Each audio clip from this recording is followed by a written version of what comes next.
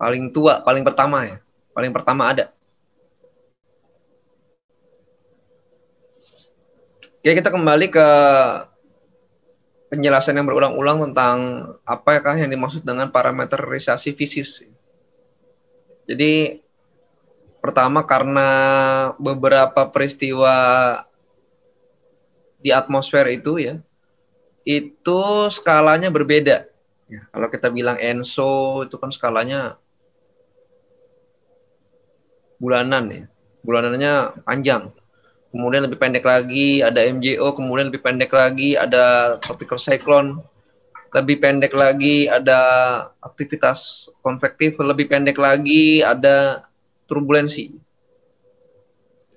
Kalau di dalam global model ya, itu dia analisis resolusi spasialnya 50 kali 50 kilo ya, besar sekali dia. 50 sampai yang paling kecil 50 ya. Yang paling tinggi resolusinya 50. Tapi kan 50 kilo itu kalau kita tarik dari sini tuh sampai mana tuh? Sampai Bekasi itu 50 kilo ya. Gak mungkin dari sini sampai Bekasi itu hujan semua. Awan, berawan semua. Cerah-cerah semua, gak mungkin. Pasti ada yang berbeda di situ. Nah, untuk itu kita perlu parametrisasi agar dapat menjelaskan secara rata-rata keadaan antara dari titik ini ke Bekasi gitu. Ya.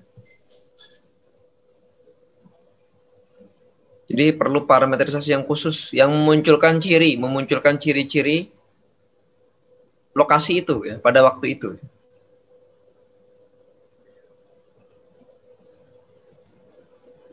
Ya kalau kita punya grid scale ini ya sekali lagi ya ini konvektif tinggi sekali, ini tidak tapi ada yang bolong ya.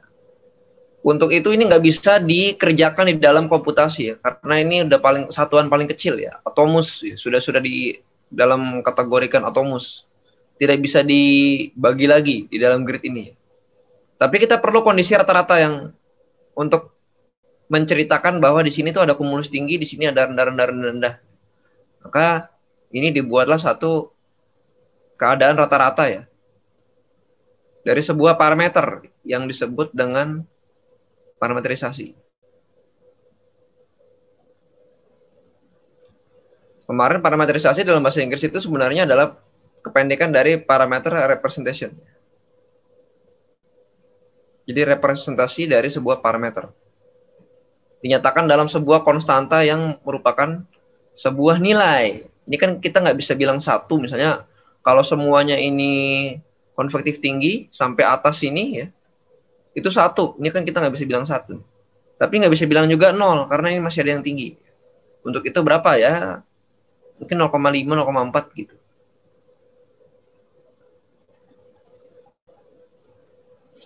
Kemudian dari parametrisasi konvektif ya, itu harus memperhitungkan efek-efek yang bisa ditimbulkan oleh konveksi ya. Kemudian skala konveksi itu sangat kecil sekali dalam resolusi model iklim. Maka model itu belum mampu merepresentasikan kegiatan konveksi yang tepat. Kemudian parametrisasi konvektif merupakan satu metode yang digunakan pada model untuk memperhitungkan pengaruh konveksi terhadap suhu pada suatu kolom grid. Oke, di alam konveksi tidak hanya berperan sebagai penghasil presipitasi, tapi juga ada transport panas ke atas ya. Kemudian distribusi kelembaban ya. Dan juga menyeimbangkan atmosfer. Oke. Konveksi ya ada banyak ya. Yang sudah mungkin kalian udah pelajari di meteorologi tropis ada nggak ya? Ada pelajaran meteorologi tropis nggak? Atau klimatologi tropis ada nggak ya? Ada nggak? Ya, ada Pak. Ya, itu mungkin udah dipelajari. Ya. Klimat tropis ya, harusnya dipelajari di situ ya. Saya nggak akan ngulang lagi ya. Jadi ada deep, ada shallow ya. Deep itu dia dalam ya, lebih tinggi ya. Shallow itu dia konveksinya kecil. Ini juga ya. Nah, kita akan langsung aja ya. Jadi konsep perancangan dari parameterization konvektif ya, atau konvektif parameterization ya. Dia itu memperhitungkan perpindahan vertikal dari panas laten yang menggerakkan sirkulasi udara di daerah tropis. Kemudian menghitung kestabilannya, apakah dia stabil apa nggak stabil ya secara termodinamik. Ya. Kemudian dia juga mengatur ulang temperatur dan uap air dalam sebuah kolom grid. Ya. Jadi yang diatur ulang adalah yang diset adalah temperatur dan water vapor content ya, kandungan uap air dalam sebuah kolom grid. Jadi kondisinya ini jumlah uap airnya berapa gitu, water vapor content. Ya dia esensinya adalah kalau itu dibuat parameterisasi itu maka akan memicu sebuah konveksi dalam sebuah grid. Kemudian kalau kita masukkan parameterisasi di situ, dia akan mempengaruhi secara dinamika ya, dinamika mempengaruhi kejadian-kejadian lainnya pada tempat lain dan pada waktu yang lain gitu. Jadi parameterisasi ini penting ya, untuk apa ya? Untuk dipakai secara tepat. Karena perbedaan parameterisasi nanti hasilnya akan berbeda. Cuaca yang bukan cuaca ya, perubahan unsur cuaca yang didapatkan itu berbeda. Salah satu yang paling lama itu adalah yang Kuo ya. Namanya Kuo. Kuo itu kalau nggak salah dari nama orang yang nemuin, kalau nggak salah sih. Jadi tahun 65 ya, itu ada efek pada skala besar ya. Pelepasan panas laten yang besar-besaran oleh konveksi. Kumulus dalam keadaan atmosfer tidak stabil. Kemudian menghubungkan aktivitas konvektif ke konvergensi total ya kelembaban ruang ya, berada dalam skema deep layer ya. Kemudian ini adalah skema statis karena tidak berkaitan dengan rincian konvektif ya. Kemudian skema kontrol kelembaban karena terkait erat dengan kelembaban yang tersedia.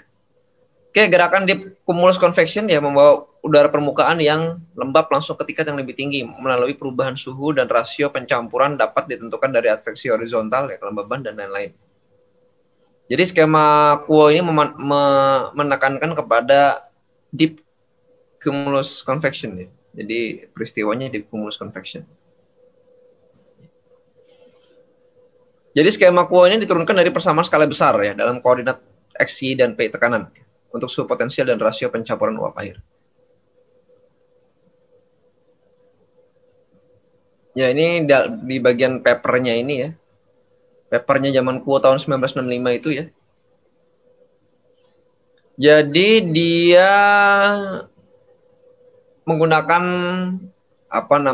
pendekatan statistik ya untuk memparametrisasi dari pergerakan konvektif ya tanpa memperhitungkan detailnya. Dia pakai rata-rata lah intinya. Rata-ratanya gimana gitu. Kemudian ini termasuk salah satu yang model awan yang sangat-sangat sederhana ya. Sangat sederhana sekali. Kemudian apa lagi nih? Ya, dia mensimulasikan pelepasan panas laten dari deep cumulus. Jadi ini memang benar-benar gunakan untuk deep cumulus convection. Deep cumulus convection biasanya ada di mana nih? Biasanya di daerah-daerah tropis. Pada awalnya begitu ya.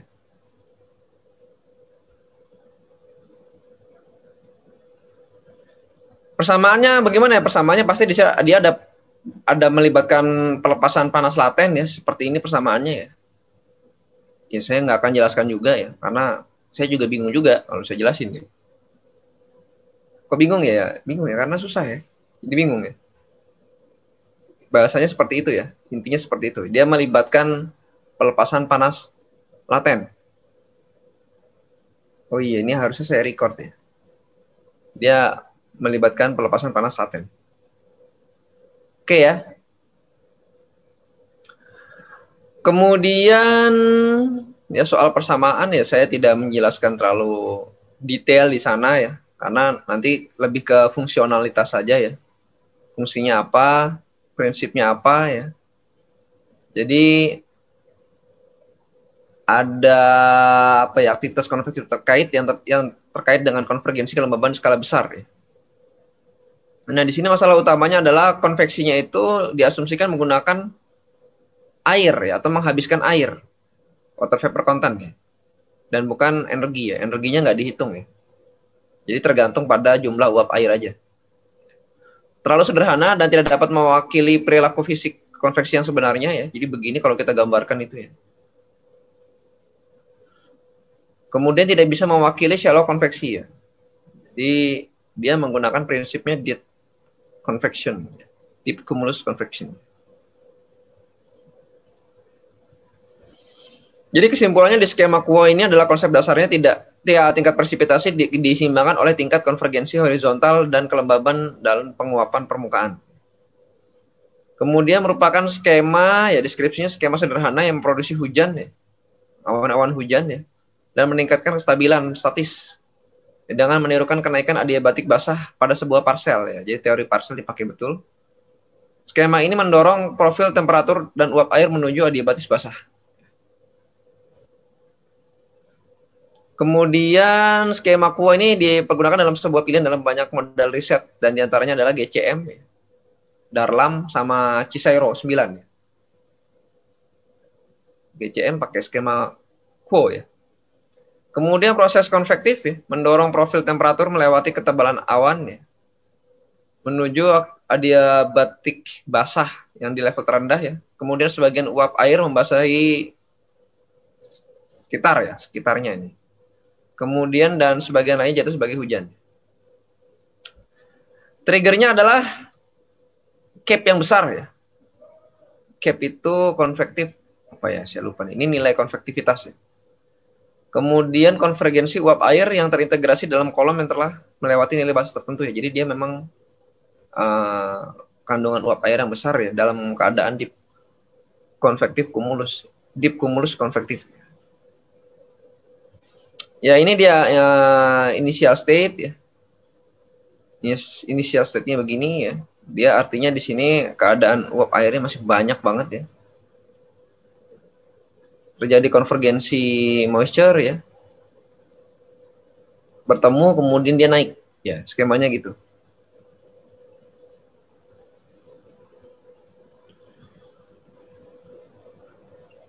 Oke, jadi perubahannya apa? Menggerakkan profil suhu melalui kedalaman awan ya, menuju kondisi adiabatik basah yang lebih rendah.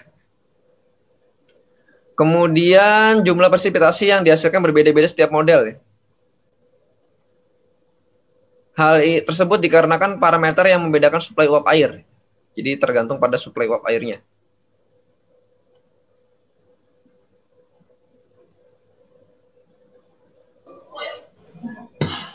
Kemudian ini bisa diklik ya? Oh nggak bisa ya? Ya. Kita lihat sampai keadaan kelebihannya. Kelebihannya adalah dia sederhana ya, cukup murah komputasinya ya. Kemudian batas konvergensi pengambunan sangat baik ya untuk daerah tropis pada grid yang besar ya, pada gridnya yang agak besar. Kemudian melebihi kelebihan yang baik untuk skala global seperti NCEP, ya, NGM dan model global lainnya. Penambahan skala berdasarkan data empirik dari profil untuk kalor bersih dan kelembaban dari konvektivitas yang memungkinkan efisiensi perhitungan timbal balik ke lingkungan. Jadi dia skalanya itu berdasarkan pengukuran apa? Pengukuran sounding itu ya. Kondisi rata-rata di situ gimana? Saat keadaan cerah, saat keadaan berawan deep convection gimana? Kelemahannya untuk ukuran 30 km ya atau kurang dapat menghasilkan curah hujan yang sangat lebat. Kenapa ya? Karena dia pakai deep cumulus konvektif ya. Hujannya lebat banget. Terlalu besar ya. Kemudian terlalu menyediakan variabel-variabel yang ada di dalam ya. Yang ada di alam ya. Terlalu menyederhanakan ya. Banyak simplifikasi ya. Kemudian tidak menghitungkan kekuatan cap dalam perkembangan konvektif ya, kekuatan cap. Umpan balik positif ya. Jadi feedback positif kadang-kadang terjadi karena respon model terhadap pemanasan konvektif yang diparameterkan dapat menghasilkan konvergensi kelembaban dan memicu skema lain lagi. Perilaku ini berasal dari asumsi bahwa konvergensi kekelembaban menyebabkan konveksi ya. Jadi tidak hanya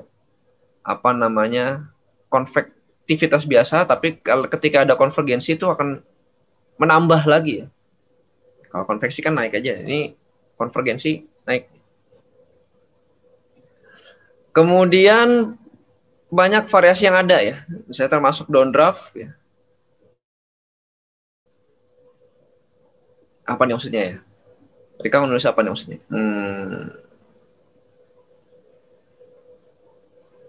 Apa ya maksudnya? Saya kurang paham nih. Oke.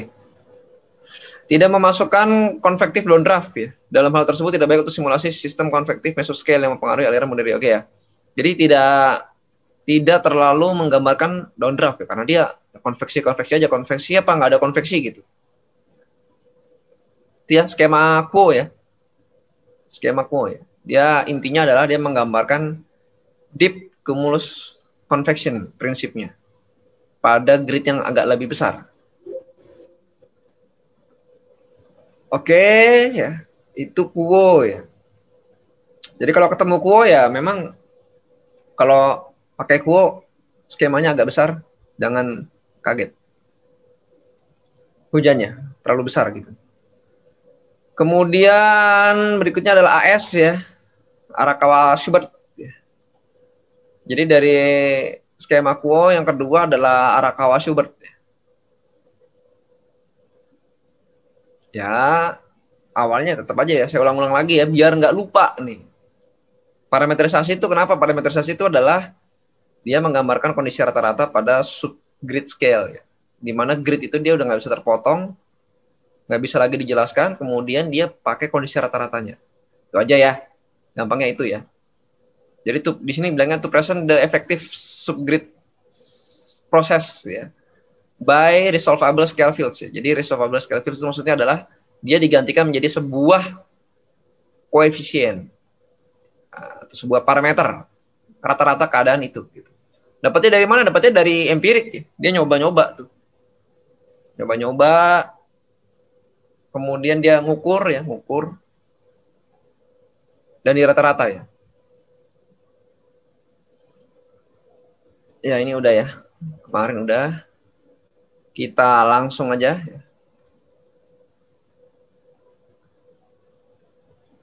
Jadi skema parametrisasi konveksi ada banyak. Tadi udah Kuo udah. Kemudian sekarang lagi bahas di Arakawa-Schubert. Kuo itu ada di GCM ya. Arakawa-Schubert itu ada di NSEP GFS ya. Makanya kalau kalian lihat model GCM, misalnya kemudian model NSEP GFS, kemudian ICMWF ya, kemudian ANCAR, kemudian ECAM ya. Kok beda-beda hujannya? Beda-beda. Kenapa? Karena parametrisasinya beda. Parametrisasi salah satunya adalah konveksinya berbeda. Kalau di WRF lebih banyak lagi parametrisasinya. Tapi saya mau kasih lihat dulu. Ada nggak ya di sini ya? Parametrisasi. Saya nyimpen nggak ya? Oh, ini gimana nih caranya bookmark? Bookmark.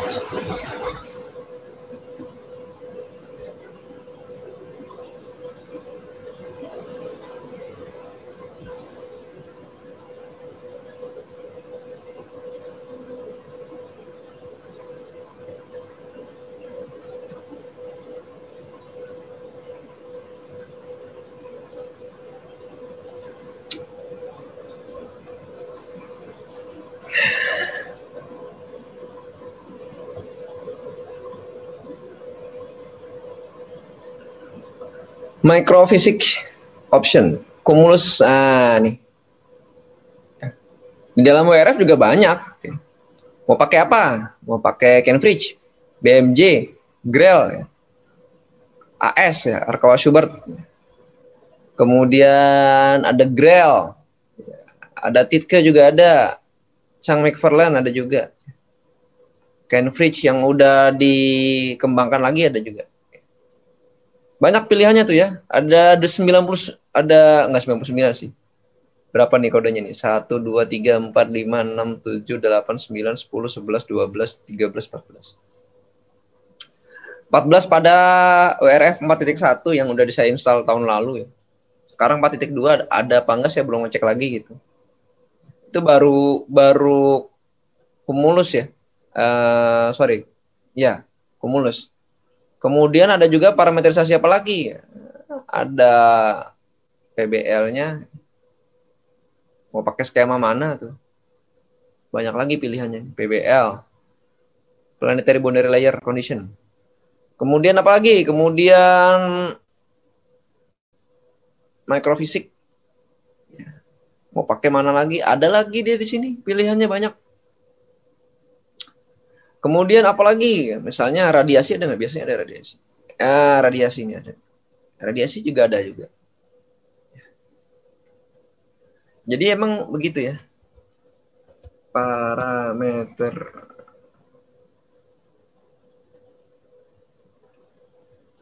Ya, di sini ada penjelasannya ya. Banyak juga kalau mau pakai beberapa parametrisasi ya.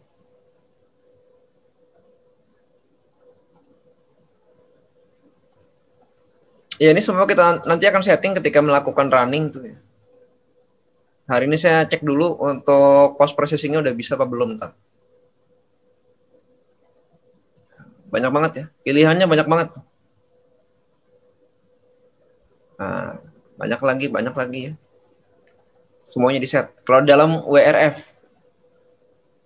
karena WRF itu kita customize ya, kita customize ya, kita custom. Kalau ini kan model-model yang sudah apa ya, sudah eksis kan, sudah dibangun kan, dia sudah ada. Oke, kita lanjut di AS ya, Arikawa Schubert.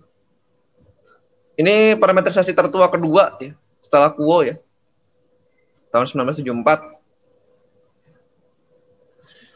Dia skemanya lebih kompleks daripada Kuo ya. Ya, itu ada entraining atau entrainment dan detrainment. Entrainment dan detrainment. Ya. Jadi proses ketika uap atau kalor itu masuk ke dalam sistem kumulus ya, atau keluar, kalornya lepas. Jadi entrainment masuk, detrainment keluar. Gitu ya. Jadi ya, ini skema ini efek-efek detrainment uap air dari awan konvektif ya. Pemanasan dari subsidensi lingkungan dan stabilitas konvektif ya. Kemudian dia juga memperhitungkan CAPE ya, pada lapisan batas atau pada boundary layer.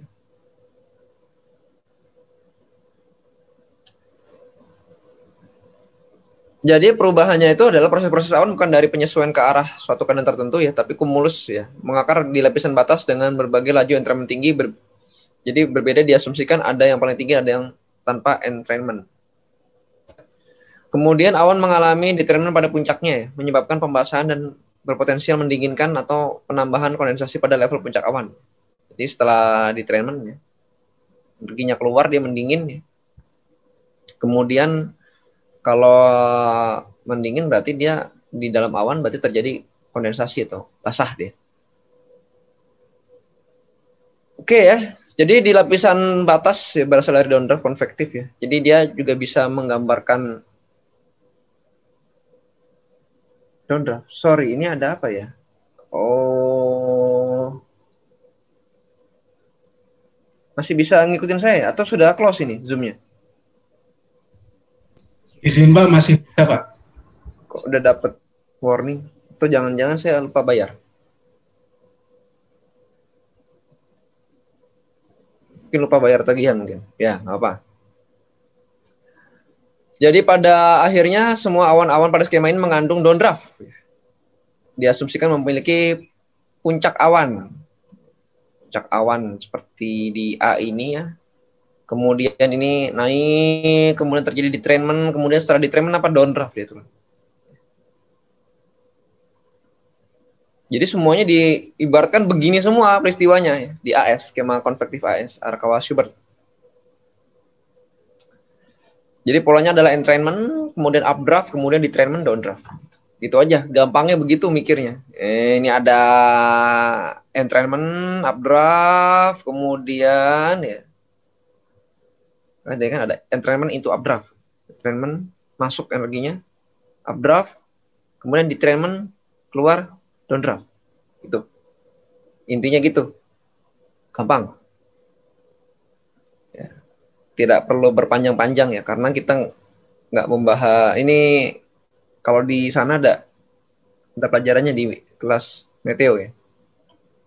Ini aja langsung asumsinya ya, awan yang terbentuk merupakan gabungan dari awan-awan kecil dan dengan mengurangi awan yang lainnya. Oke, dia bergabung.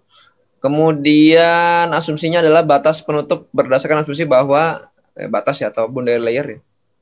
Intensitas dikontrol oleh fungsi awan ya, yang mengukur timbulnya gaya buoyancy ya, yang terintegritas dalam lingkungan tersebut ya. Oke, kemudian model awan memasukkan efek menjalar, tetapi penurunan hanya terjadi pada puncak awan, yang didefinisikan sebagai keadaan steady state. Kemudian laju hujan merupakan bagian dari air cair updraft yang bergantung pada ukuran awan dan wind shear. Oke, kelebihannya adalah memasukkan sekumpulan awan secara fisik lebih beralasan dibandingkan memasukkan semua jenis parametrisasi dalam suatu grid box. Oke, skema terbaik untuk konveksi yang terjadi di daerah laut tropis atau dekat daerah laut tropis, di mana laju munculnya buoyancy berlangsung secara gradual. Kelemahannya itu ya, itu kadang-kadang tidak tepat dengan keadaan non-steady state, seperti konveksi eksplosif di kontinental atau di daerah-daerah daratan lintang menengah. Kemudian lebih memerlukan biaya untuk melakukan perhitungan awan, ya. Jadi lebih kompleks daripada skema sebelumnya. Tidak memasukkan skala konvektif downdraft. Jadi nggak ada skala konvektif downdraft. Oke, modelnya adalah NCEP GFS ya. Modelnya Amerika ya. Ya benar, NOAA kan. Dikembangkan oleh NOAA ya. Jadi model ini diproduksi 4 kali untuk membuat perakiraan, yaitu 00, 06, 12, 18. Kemudian apa lagi ya? Ya, ini model GFS-nya ya.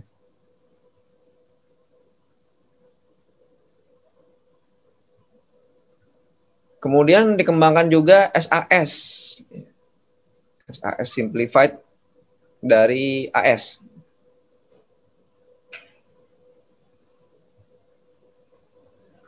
Kemudian apa lagi ya? Ya udah itu aja paling. Arakawa Schubert ya. Dia bercerita tentang konvektivitas ya, yang apa namanya melibatkan entrainment sama entrainment dan detrainment. Entrainment menghasilkan updraft, kemudian detrainment menghasilkan downdraft. Jadi asumsinya semua awan itu sampai puncak awan matang, terus ini apa namanya downdraft ya. Kalau dibanding ya ini pernah ada jurnal membandingkan skema Kuo dan Arakawa ya. Schubert ya. Bandingkan ini apa ya? Menggunakan apa nih? Saya nggak tahu juga nih apa.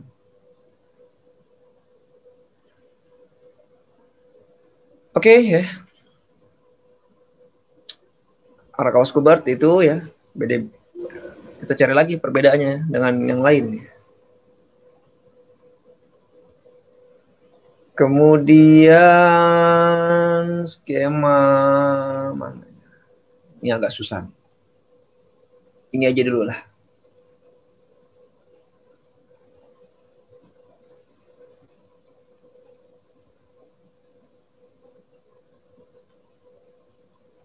Ya skema ini bacanya apa? Saya juga dari dulu bingung. Ya Titkel lah bilang aja. Modelnya ECAM ya. ECAM tuh model Eropa ya.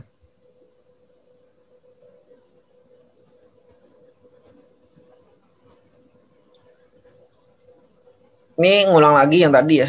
Ya langsung aja ke modelnya. Skemanya. Ya, jadi dulunya itu ada 3 ya. 3 ya BM. BM-nya nggak ada ya di sini ya. Base Miller-nya ada nggak di sini?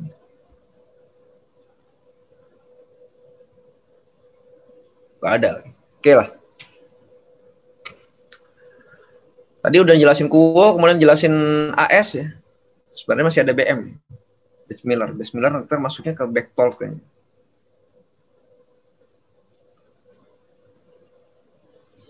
Oke, jadi tujuannya adalah paling sederhana untuk memodelkan peristiwa konvektif. Oke, tujuan awalnya. Memodelkan awan sebagai kumpulan awan atau bulk. Kemudian pendekatan yang digunakan adalah konvergensi dari kelembaban. Jadi fungsinya yang ini, konvergensi dari sebuah kelembaban. Oke, dia mengatakan dalam satu grid hanya menggunakan satu tipe konveksi dan variabel dalam awan dihitung per lapisan dari bawah ke atas. Transport momentum dan pencampuran shallow ya, atau shallow mixing ya, ikut diperhitungkan ya. Digunakan pada model ECMWF, ECAM ya. Jadi model-model Eropa pakai ini ya. Tadi Amerika pakai AS ya. GCM pakai Kuo ya. Kemudian ini adalah Titke ini pakai di Eropa. Gerakan vertikal skala grid kelembaban ketidakstabilan udara juga menjadi pemicu konveksi pada skema ini.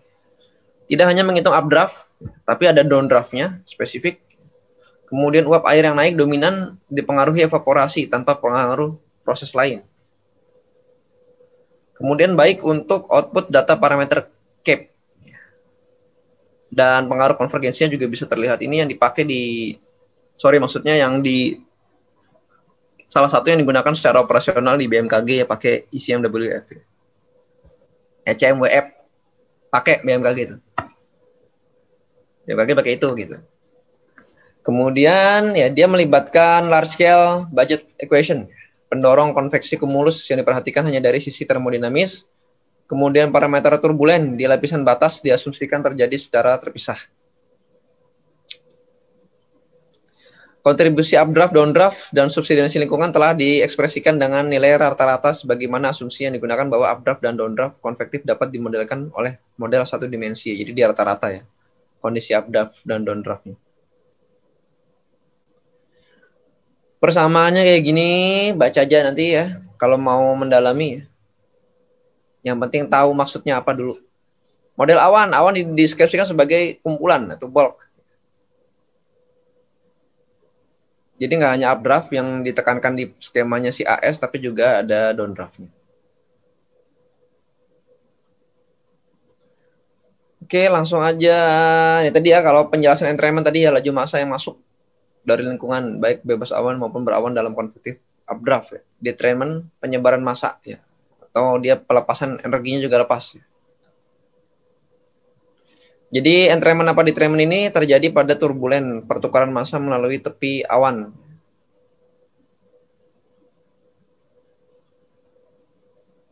Nah, skemanya kayak gini, gambarannya nih.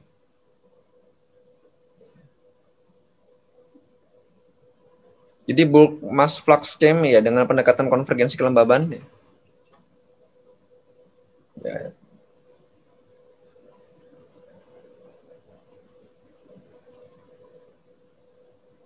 Kemudian mana saya cari itunya. Cari kelebihan kekurangan.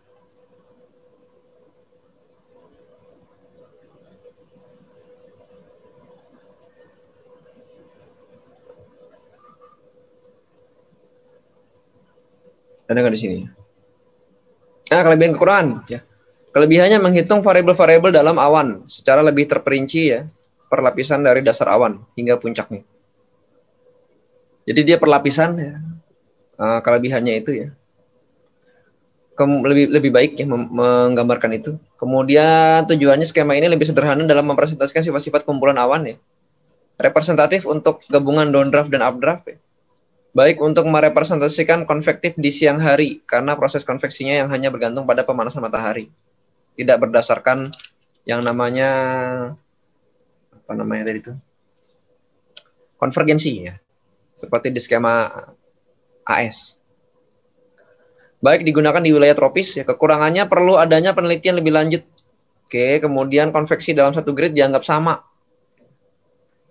Sama semua pokoknya. Seragam. Mengabaikan sirkulasi skala meso. Kemudian model ECAM itu yang pakai skala Titke ini ya, dikembangkan oleh MPIM di Hamburg. kampusnya dulu kampusnya Prof. Edwin ya. Atau dekat dengan kampusnya Bu Okta ya, sebelah-sebelahan. Satu gedung tapi beda lembaga dikit ya. Kemudian pengembangan modelnya ya dilakukan di apa namanya? Aduh, saya lupa tempatnya ya. Di UK ya, di CMWF dia tempatnya di, lupa sih namanya. Kota apa gitu, lupa. Oke, jadi sudah sampai ke EKAM 6 ya. Kemudian CMWF ya.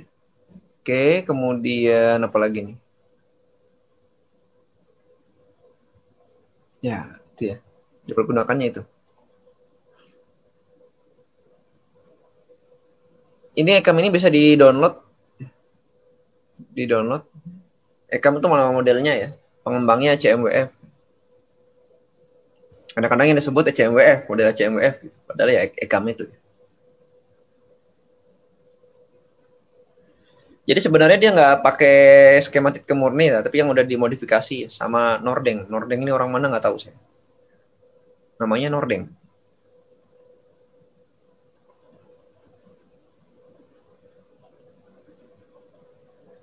Kemudian apa lagi nih?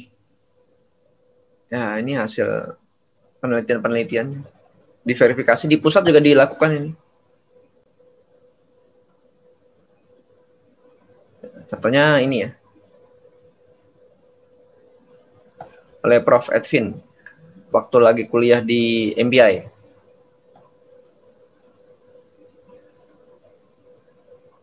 Katanya sih kalau korelasinya 0,93 nih. Kalau dari bulanan ya. Hujan bulanan. Bagus berarti. Di mana tempatnya? Untuk di Indonesia nih kayaknya. Sampai 0,83. Cukup bagus. Kesimpulannya ya, skema Titke itu baik untuk konvektivitas pada siang hari atau daerah yang memiliki konvektivitas pada siang hari yang kuat. Itu ya, maksudnya itu. Ya.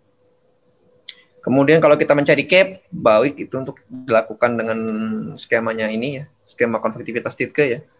Kemudian produknya itu EKAM dari CMWF. Yang sudah dimodifikasi sama Nordeng. Itu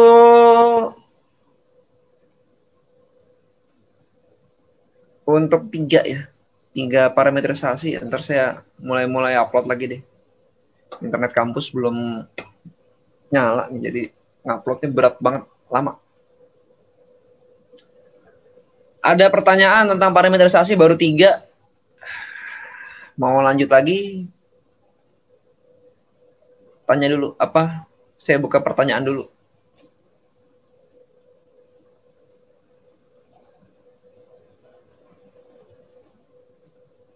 Ada nggak yang nanya? Nggak ada ya? Nggak ada yang nanya ya? Bingung ya?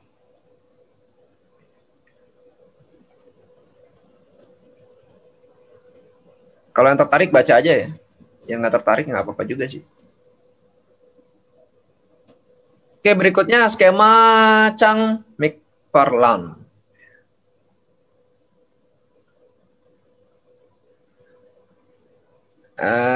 Langsung aja konsep-konsepnya ya. Hubungan updraft dalam skala konvektif dan downdraft yang jenuh.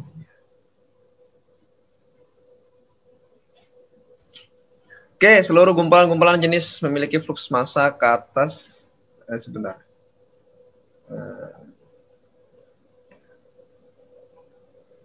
Jadi dia tentang konvektivitas ya, konveksi basah.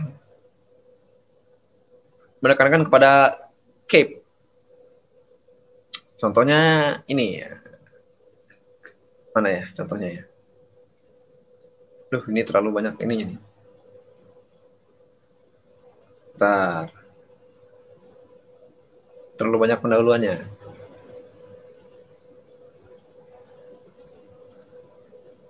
Skema Chang. Asumsi waktu ya. Relaxation time ya. Oke, jadi revisi skema Chang-McFarland yang mana modifikasi utamanya adalah menggunakan pendekatan baru, menggunakan turunan dari data observasi. Skemanya skema flux dari massa. Kemudian ini flux massa ini maksudnya adalah massa uap air ya. Kemudian pendekatan skala waktu dengan menghilangkan K, kemudian termasuk detrainment awan dan es, kemudian termasuk transport momentum dan tekanan. Skema ini ada di URF versi 33. Baru muncul. Jadi yang termasuk yang baru, paling baru.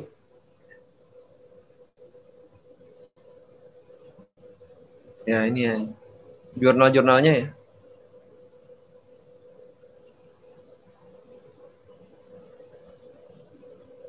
Kesimpulannya ya.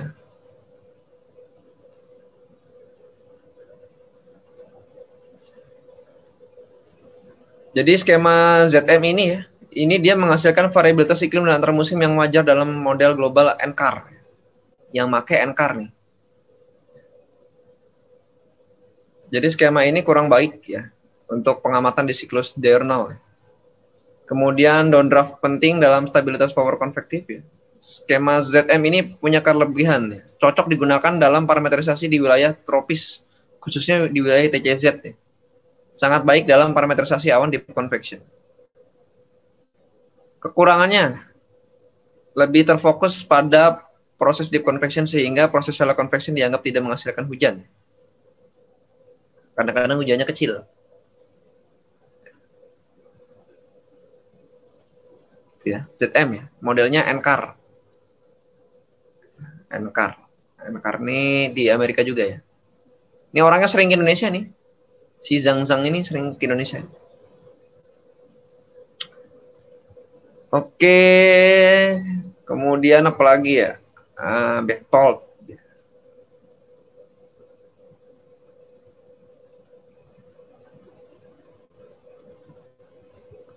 Lagi skema Bechtold ya. Ini CMWF ya, produknya aja. Langsung aja ke skema Bechtold-nya.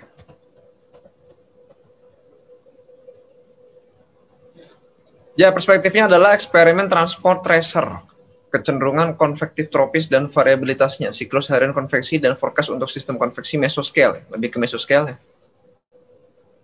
Kemudian dia apa nih maksudnya?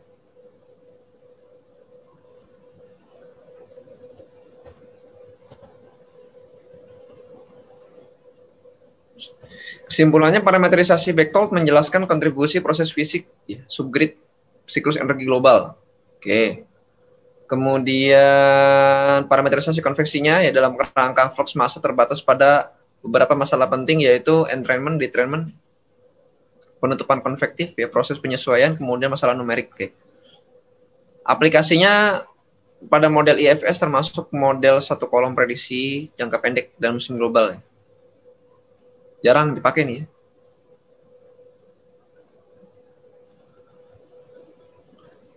Termasuk yang jarang. Yang terakhir itu di skema Kuo ya.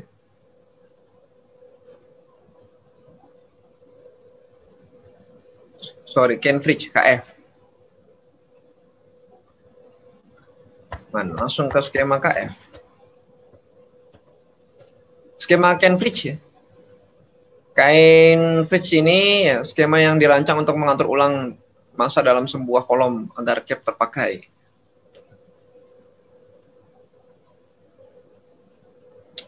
Jadi ini yang paling baru ya. Didesain untuk ukuran grid 20 sampai 25. Ya, ini contohnya ya, konseptual modelnya gini. Pemicunya apa? Pemicunya ada updraft ya, menurut Kenfridge ya. Kemudian dihitung berdasarkan lifting ya. Kemudian suhu parsel ditebak ya, dihitung di awal ya. Kemudian memasukkan juga persamaan flux massa ya. Kemudian juga apa namanya ya, tahap akhir dari konvektifnya juga diperhitungkan ya. Nah, perubahannya yang terjadi pada sounding berdasarkan dari peluruhan awan. Ya, ntar kita lihat kelebihannya aja. Presitasi dihasilkan dalam model awan dengan sebagian presitasi menguap pada downdraft dan sebagian langsung jatuh sebagai hujan. Jadi nggak langsung yang apa namanya, yang jatuh itu yang keluar, enggak, karena di situ dihitung berapa yang menguap. Ya. Jadi lebih detail lagi. Ada nggak ya kelebihan kekurangan? Nah, kelebihan memuat proses fisik awan yang sangat lengkap dalam parametrisasi konvektif yang terbaru soalnya. Kemudian parameter downdraft memungkinkan hasil simulasi dan akan lebih baik untuk respons skala meso. Kekurangannya batas cap tidak disesuaikan untuk lingkungan tropis dan dapat menyebabkan konveksi yang sangat kuat. Ya. Jadi cap-nya nilainya satu nilai. Ya, termasuk yang paling sering dipakai ya di dalam WRF ya, WRF. Termasuk yang paling sering dipakai. Skema KF menjadi skema terbaik. Ya, ini dari kajian yang tadi sih. Jadi parametrisasi kumulus KF itu terdapat dalam WRF ya. Di dalamnya itu melibatkan konvektivitas, persamaan flux, dan asumsi penghentian konvektivitas. Jadi KF itu cocok digunakan untuk MCS, ya, Mesoscale Convective System. Kemudian pada proses konveksi untuk penggunaan skema akan menghasilkan output model yang berbeda. Ya. Oke ya. Berdasarkan hasil penelitian telah dicantumkan bahwa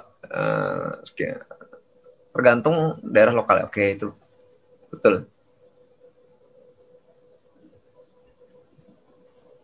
Tadi sudah ada 6 skema ya, dari yang paling awal ya, Kuo, kemudian Arakawa Schubert, ya. Kemudian ada Titke, kemudian ada Chang McFarland, kemudian ada Berthold. Yang semuanya skala konvektif ya. Detailnya itu kalian pelajari sendiri detailnya. Karena yang mempelajari secara detail ada di jurusan meteorologi. Boleh diskusi sama teman meteonya ya. Yang jelas skema-skema tersebut sesuai yang udah saya kasih tahu ada di WRF kalau mau dicoba dan kalau mau diteliti ya. Kalau mau dicoba dan kalau mau diteliti. Nah, tadi saya tutup. Salah. Bukan bawa ini. Ini ya. Nanti kita juga kalau ini akan menyeting yang namanya cumulus parameterization option. Ya, ada Cambridge, ada BMJ ya, kemudian ada Grell ya. Grellnya belum dibahas ya, belum. Masih banyak lagi yang lain ya. Ya kalau mau baca tinggal klik aja nih jurnalnya nih. Yang terbaru yang mana? Yang terbaru ya ini nih. Tahunnya aja lihat nih. Ini kalau diklik dia keluar jurnalnya. Itu tentang apa? Ada di sini. Nah, ini ya. Dia tentang apa ya, kalau mau tahu ya, kalau mau membuat tinjauan pustaka ya. Misalnya mau buat skripsi ya, atau mau buat pendahuluan di jurnal ya. Ya baca-baca dulu, itu tentang apa gitu. Yang jelas dipakai hasilnya gimana, dibandingkan. Gitu ya. Ada pertanyaan?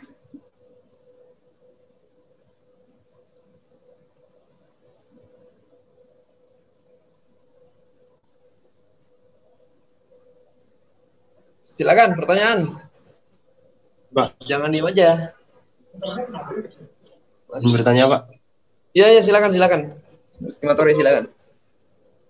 Untuk menentukan tadi kan skemanya itu ada banyak, Pak. Nah, itu untuk menentukan kejadian yang kita angkat untuk dimodelkan itu sesuai dengan yang mana itu bagaimana, Pak? Apakah harus dilihat dari parameternya atau bagaimana, Pak?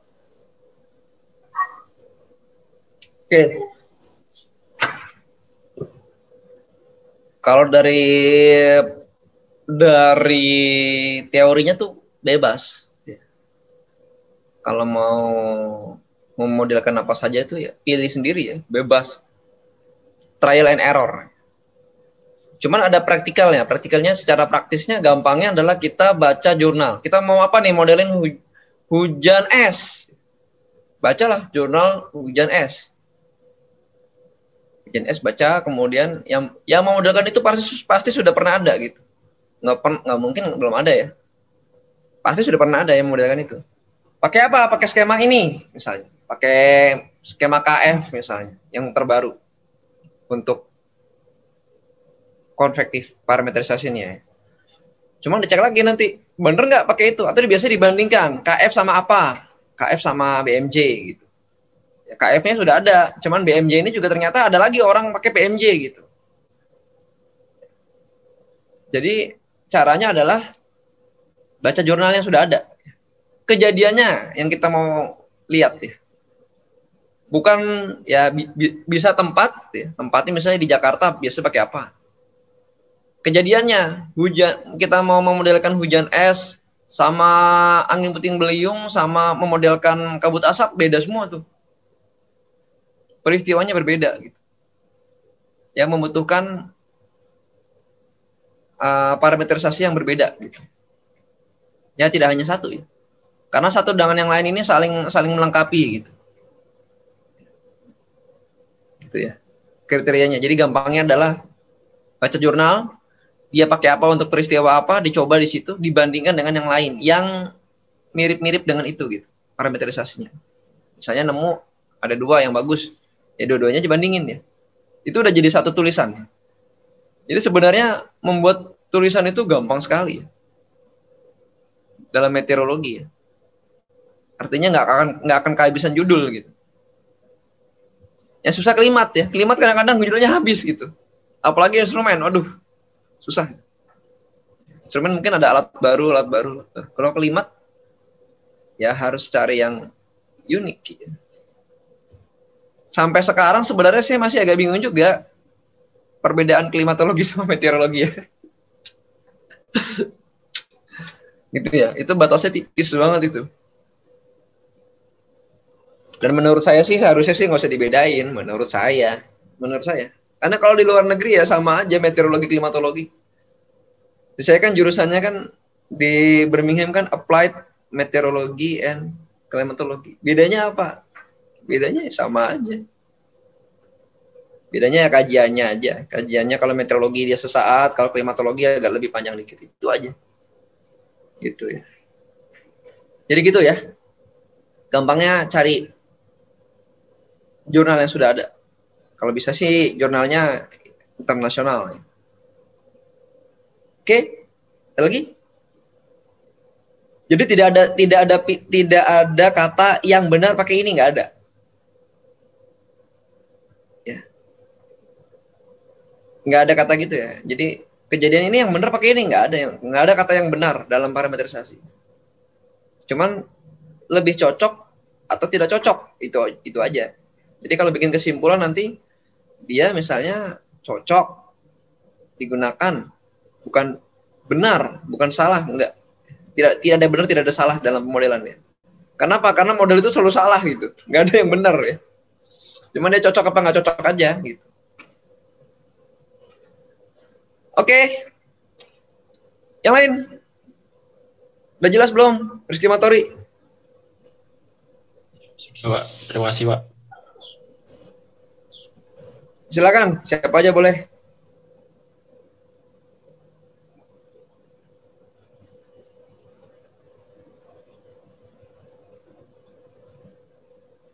Gimana? Ayo nanya.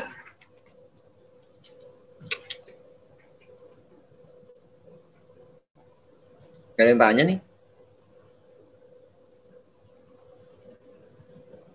Yo, yang belum pernah nanya nih, yang seumur umur saya ajar nggak pernah nanya, mana yang belum pernah nanya?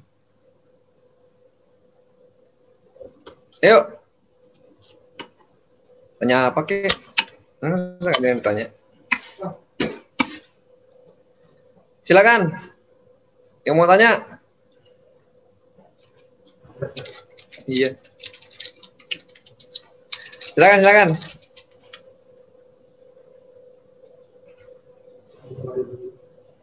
Ada lagi nih yang nanya nih.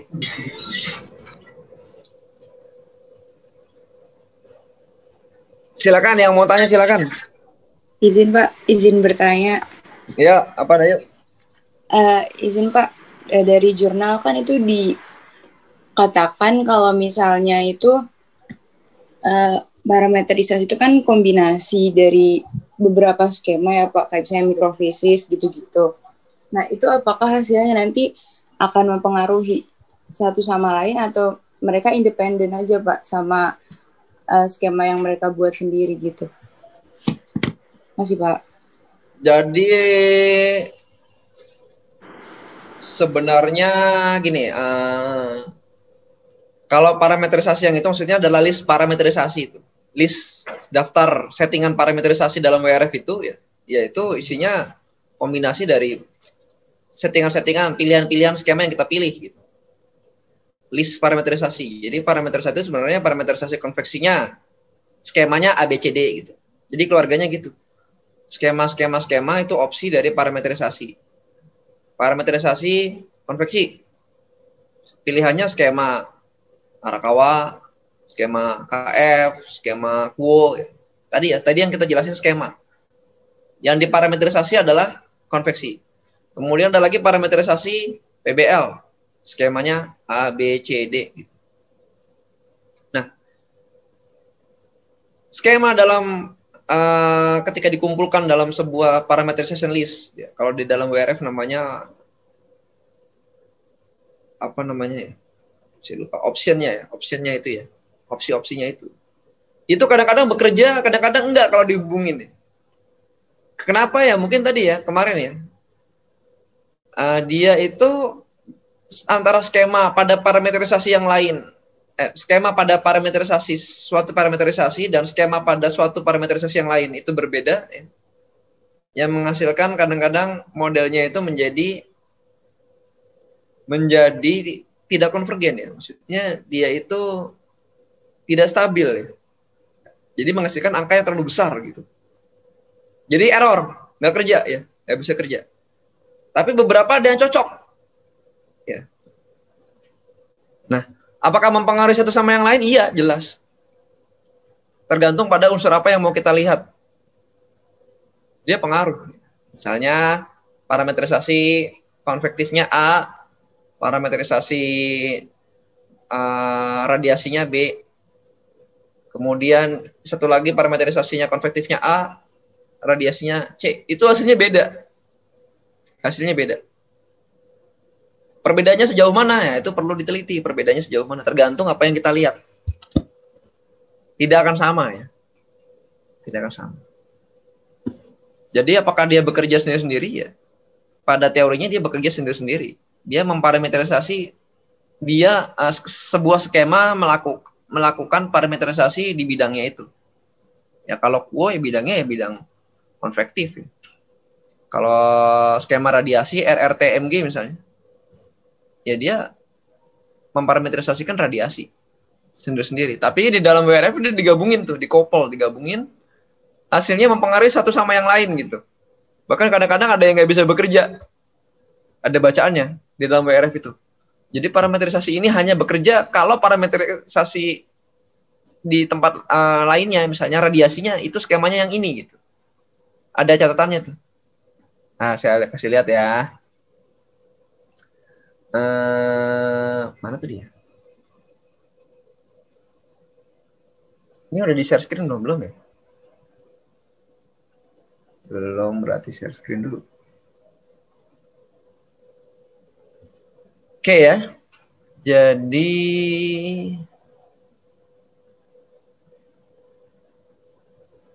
misal mana nih?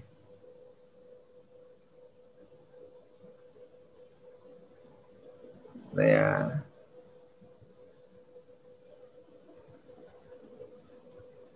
Mana ya kata-katanya ya?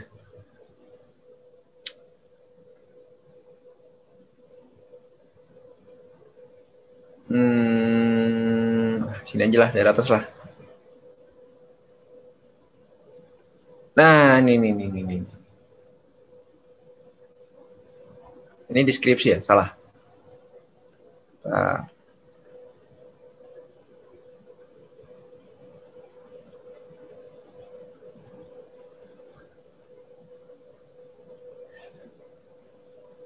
Mana ya?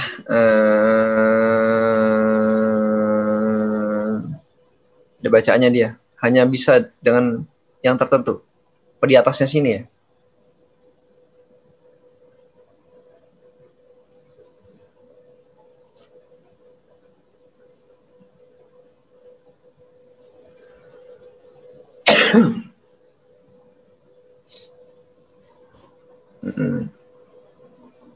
Nah, ini. Ya. Jadi ini cumulus parameterization ya. Kemudian di atas ini PBL. Nah, PBL ini dia menghubungkan dengan yang bawah nih. Jadi nggak semuanya bisa dipakai. Mana ya? Nah, ini misalnya nih, PBL nih.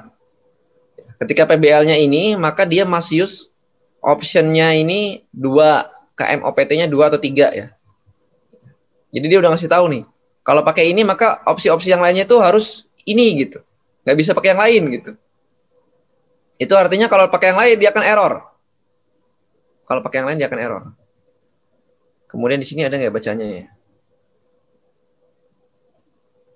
Atau ntar ketika kita running juga dia akan keluar dia. Kalau error itu kenapa? Gara-garanya. Error itu karena dia dipasangkan sama yang tidak bisa bekerja gitu. Kira-kira begitu jawabannya ya. Tapi di sini mana ya kata-katanya itu? Saya agak lupa naruhnya di mana dia di sini. Kecocokannya itu gitu. Biasa digunakan apa? Biasa digunakan apa?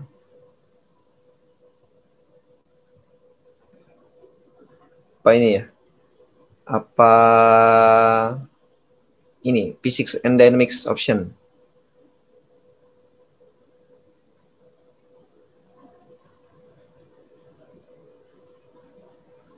Nggak kelihatan di sini ya. Berarti di runningnya ya. Di runningnya kadang-kadang dia ngasih tahu ya. Bahwa kalau ini dia harus menggunakan parameterisasi. Misalnya land surface-nya harus opsi nomor berapa ya. Atau skema nomor berapa gitu. Itu kira-kira ya. Jadi sebenarnya dia bekerja sendiri. Cuman memang kombinasinya itu terkait ya. Terkait. Kayak inilah kayak posisi-posisi aja. Posisi dalam formasi sepak bola gelandang dan misalnya pemain bertahan ya. Ini sebenarnya kerjanya sendiri-sendiri ya. Cuman dia menghasilkan kombinasi gitu aja. Gampangnya begitu. Gimana? Jelas nggak? Siap, jelas Pak. Makasih Pak. Ya. Jadi jangan kaget nanti ketika di running ini bagus. Di running jadi nggak bisa bekerja ya. Nggak bisa. Emang kadang-kadang nggak cocok gitu. Misalnya dapat dari berbagai jurnal untuk konveksi bagusnya ini, untuk radiasi bagusnya ini. Ketika digabung nggak bisa. Ya memang nggak bisa berarti. Bukan karena salah, memang nggak bisa dia. Dari persamaannya itu dia tidak konvergen, nggak ada hasilnya, terlalu besar. Oke, yang lainnya ada lagi? Ada nggak ada? Silakan. Yang mau tanya bebas. Ada? Nggak ada? Nggak ada? Kalau nggak ada, ya sudah. Izin ya. Pak, mungkin cukup Pak. Gimana? Oke. Ya udah kalau nggak ada, kita saya mau absen dulu ya. Biasa ya, mau absen dulu deh. Absen dulu.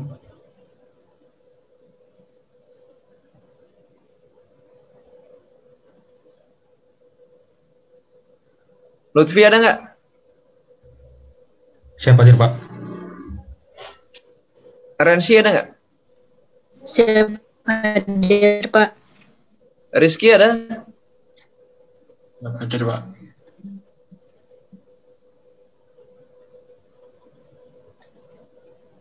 Oke ya. Kalau sudah kita tutup kuliah di teorinya, nanti kita lanjutkan praktek di jam 1:30.